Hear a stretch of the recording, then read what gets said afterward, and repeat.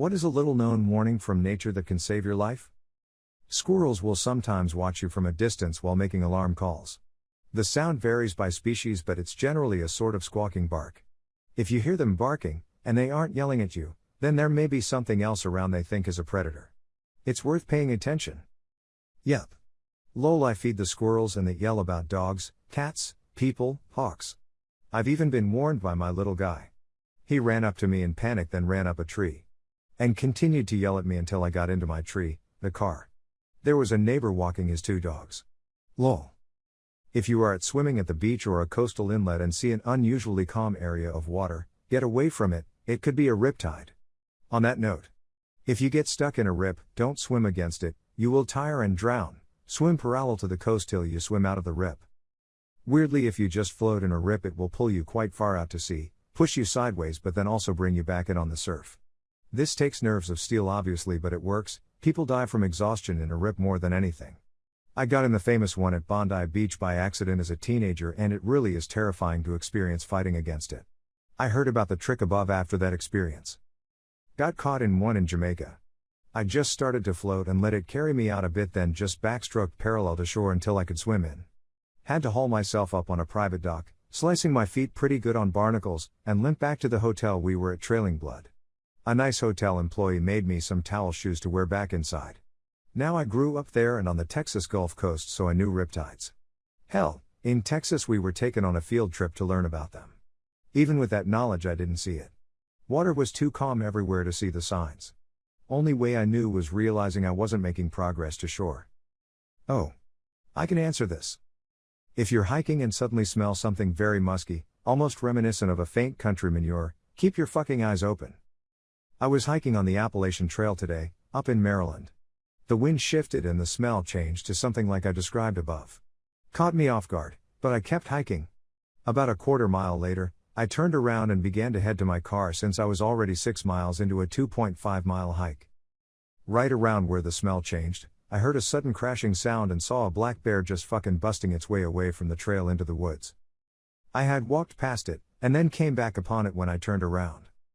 TLDR, if you're hiking and the ambient scent changes suddenly, you're probably close to an animal. Your own senses, if you feel like something is wrong, there is a good chance it is. In your peripheral you may have seen something or gotten a vibe from someone that made your hair stand. Don't just dismiss the feeling. Our subconscious is very attuned to hostile body language and people capable of violence. Edit.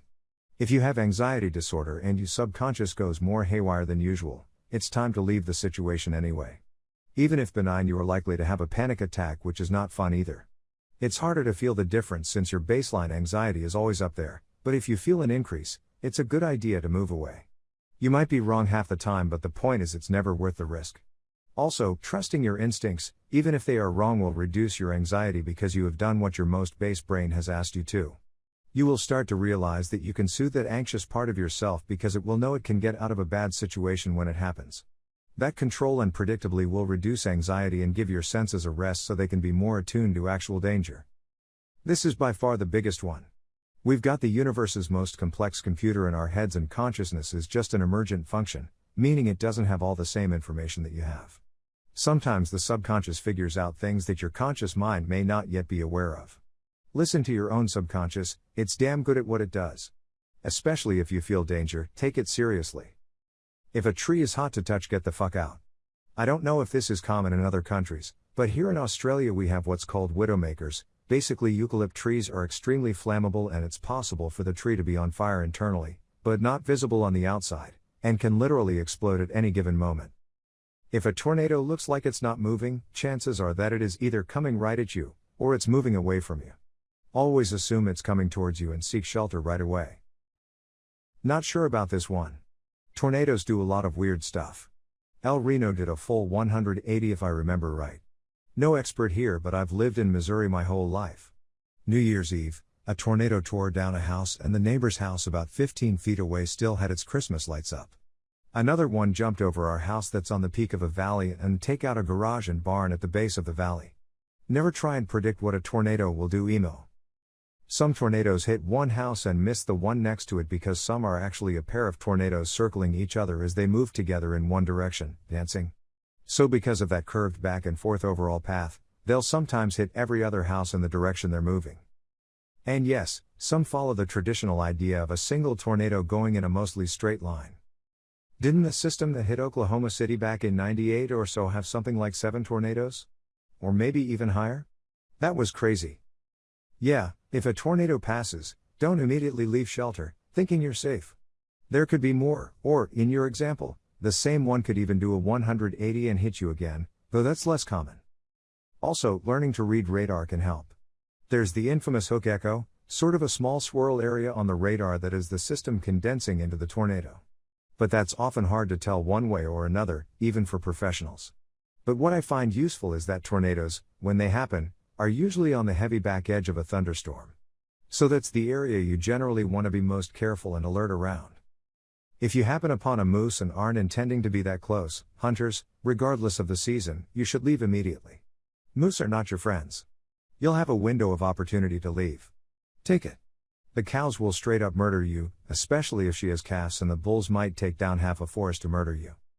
Thanks for the wholesome award and all the replies. I once had a surprise lightning storm form behind a mountain and then move in on us kayaking across a bay. We went to shore immediately, spread out and crouched in lightning drill for maybe 15 minutes, which feels like eons when you're crouched like that with your feet together. At one point, while timing the flash to thunder, I thought, sick, the lightning is moving away from us. Then I heard a soft buzzing, slowly getting louder. There was literally nowhere better to be, so I just stayed crouched with dread growing as the buzz got louder. Then an old plane came out of the cloud, hence the buzzing. So much relief, also fuck that plane. If you are in a canyon, slot or otherwise, and you see clouds anywhere in the sky, GTFO, it could be raining miles away and cause a flash flood in less than 10 minutes as water rushes through the canyon. Get to higher ground. Also, if you are whitewater rafting or doing any sort of river trip, if you fall out of your boat, float downstream feet first. Hitting your head can kill you. In a survival situation, remember the rules of 3. You can survive 3 minutes without oxygen, 3 hours without shelter, in a harsh environment, 3 days without water, and 3 weeks without food. Prioritize. Edit to appease sticklers. In Australia, standing dead still will get you out of trouble with most snakes, with the notable exception of a tiger snake. You might think this means you should run, however tiger snakes are also one of the few that will chase you, and they're damn fast. An old bushman told me once, if you see a tiger snake close enough to strike you, just kill it, cause it's kill or be killed once it knows you're there. ETA, a bit of common sense goes a long way, and I'm sure he didn't mean to antagonize it. If it's just moving on its way, you by all means can try to move away or wait it out if it hadn't noticed you. But yes, a few people I know, including my mum, have been chased decent distances by them. I've been lucky and always seen them far enough away that I've been able to avoid them, but I have no doubt about the chasing thing. I've heard it from too many disparate sources. The bushman I mentioned also always carried a fairly decent-sized hatchet and was rarely out of reaching distance from a gun, so it's not like he was saying to kill it with a stick either. He assumed, rightly so, us being farm kids, we would always have a gun or tool of some sort on hand with which to dispatch them if needed. Also be aware that since then, early 90s, it has been made illegal to kill them even in self-defense. Lots of comments replying to this that browns are worse and that Tasmanian tiger snakes are chill. Worth noting. Thanks for all the replies with different views.